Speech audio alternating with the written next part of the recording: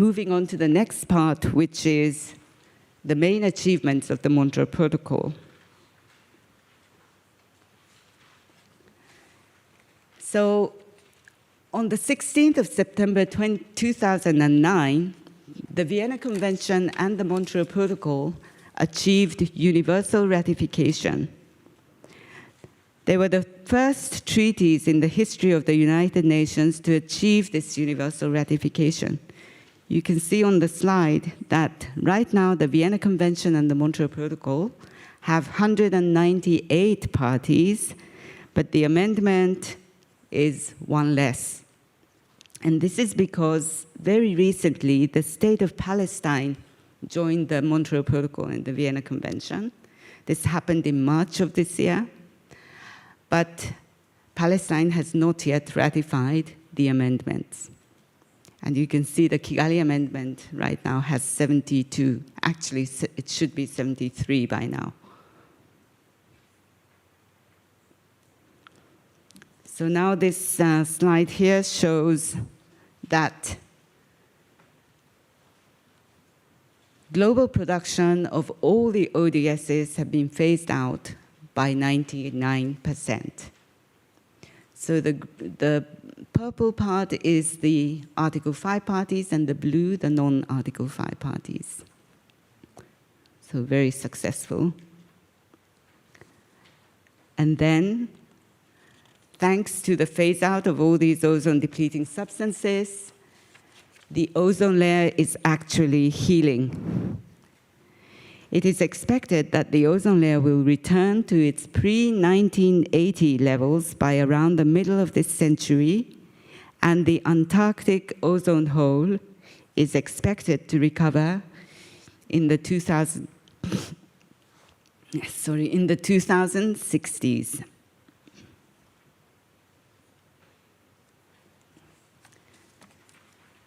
The Montreal Protocol averted the adverse impacts of ozone depletion, coming mainly from increased UV radiation. In human health, up to 2 million cases of skin cancer may be prevented each year by 2030, and millions of eye cataracts as well. Damages to agriculture, fisheries, and materials have been avoided. It has been estimated that more than $460 billion will have been saved by 2060 due to the avoidance of the damages. Adverse impacts to terrestrial and aquatic ecosystems, biogeochemical cycles, and the air quality have been avoided, and the impacts of ozone depletion and UV radiation are further complicated by interactions with climate change and its impacts.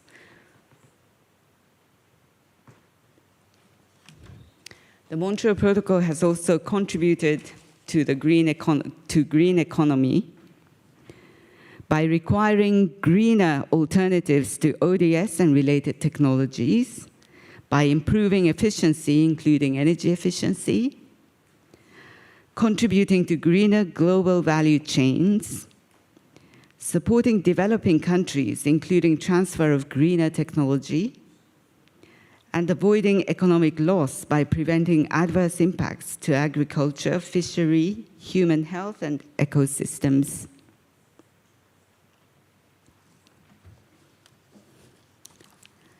The Montreal Protocol has contributed significantly to climate change mitigation because ozone-depleting substances themselves are highly global warming. They are very powerful greenhouse gases. So between 1990 and 2010, it is estimated that Montreal Protocol avoided 135 billion tons of CO2 equivalent emissions. And the amount is about 5 times the reduction target of the first commitment period of the Kyoto Protocol in 2010 alone.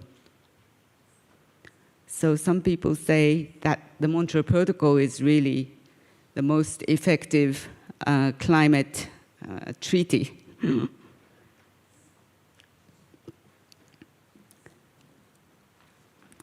However, I'm sure you have all heard about this news about the unexpected emissions of CFC-11, which has happened recently. Last year in May, Monska et al. Identified that CFC-11, which was already phased out globally in 2010, was not decreasing in the atmosphere like it was expected. And they concluded that there could be possible unreported production of CFC-11, which means basically illegal production. So parties, of course, were really concerned, and they took a decision last year at the MOP, requesting the assessment panels to investigate and prepare reports on emissions and possible sources of the emissions. Ozone Secretariat to prepare a report on overview of procedures of the Montreal Protocol to ensure continued compliance. The decision also requested parties to provide relevant information and assist in scientific research. The parties also contributed funds towards the scientific symposium, which was organized mainly by the SAP, Scientific Assessment Panel, and it was held in March in Vienna this year.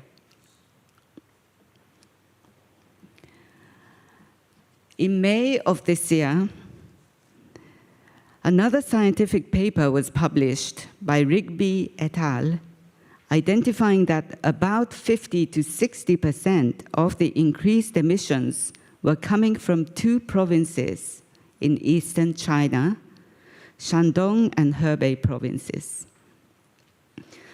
Last week was the open-ended working group meeting in Bangkok, and the parties continued to discuss this issue. At the meeting, the assessment panels made presentations on the new and additional information, including the information from the scientific symposium. And China made a very passionate statement expressing its commitment to do its utmost to establish monitoring stations and to ensure strict enforcement to catch and prevent any illegal production. The parties also recognize that international cooperation is also very important to ensure that illegal production and trade are stopped and prevented globally, and to continue to be vigilant, including through scientific cooperation and monitoring. I want to tell you that Japan has been assisting scientifically through research and monitoring, using and providing the data from Hateruma-jima Station. And Dr. Yokouchi of NIES, that is the National Institute of Environmental Studies, which is located in Tsukuba, is one of the authors of the Rigby paper. So we again thank Japan for all the assistance in science as well. And then the last part of this presentation is on the Kigali Amendment. So the Kigali Amendment was adopted in 2016 at the 28th meeting of the parties held in Kigali. Oops. So what does the Montreal Protocol do? The Kigali Amendment, the Kigali Amendment. So the Kigali Amendment controls HFCs which have been put into Annex F to the Montreal Protocol, and the amendment entered into force on the 1st of January of this year.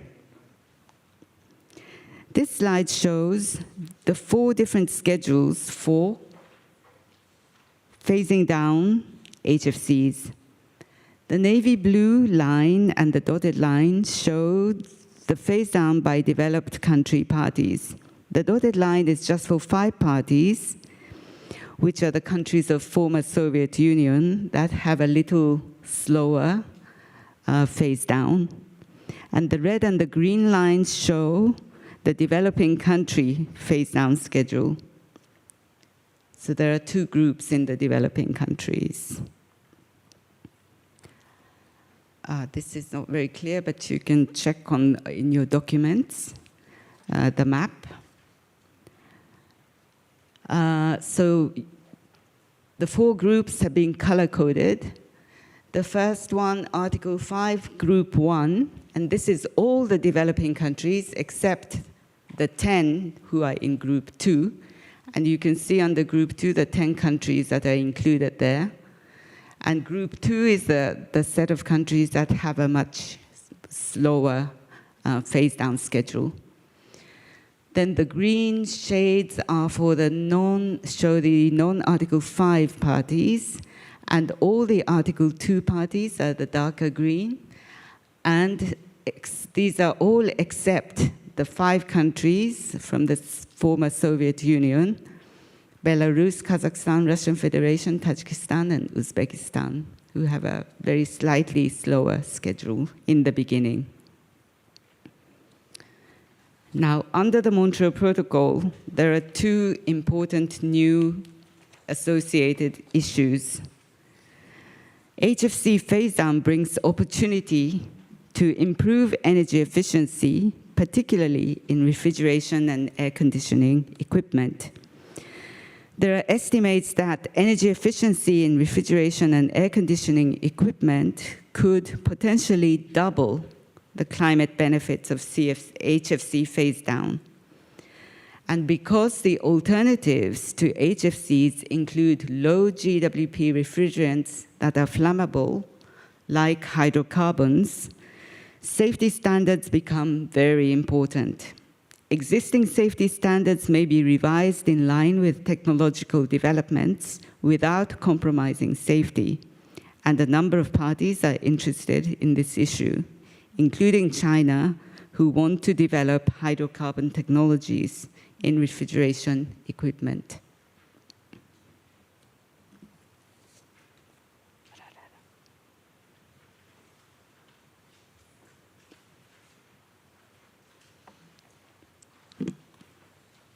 So this slide shows some of the key elements of the Kigali Amendment. As already mentioned, under the Kigali Amendment, parties will reduce HFC production and consumption, and also reduce emissions of HFC 23.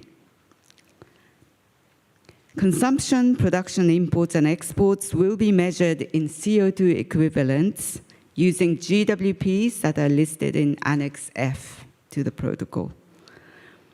Control of HFC trade with non-parties will apply from 1st of January 2033. Licensing of HFCs applies from 1st January 2019, or within 3 months of entry into force of the amendment for the party. And Article 5 parties may delay this establishment of the licensing systems until 2021. Article 7 data reporting and Article 8 compliance mechanisms will remain as it is. There are no changes under the Kigali Amendment.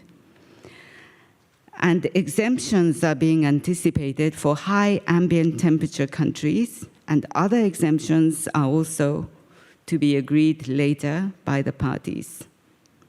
Funding for HFC phase-down will continue to be provided under the multilateral fund. Now, this is the last slide, which shows that if there was business as usual, if there was no Kigali Amendment, then the HFC emissions would have increased significantly, as shown by the red curve. But with the Kigali Amendment, the emissions are expected to decrease, as shown by the blue graph. It is estimated that the Kigali Amendment will avoid up to 0.4 degrees centigrade of temperature increase by 2100. And this is a significant amount if you think about the Paris Agreement, which aims to limit the global temperature rise to 2 degrees or below.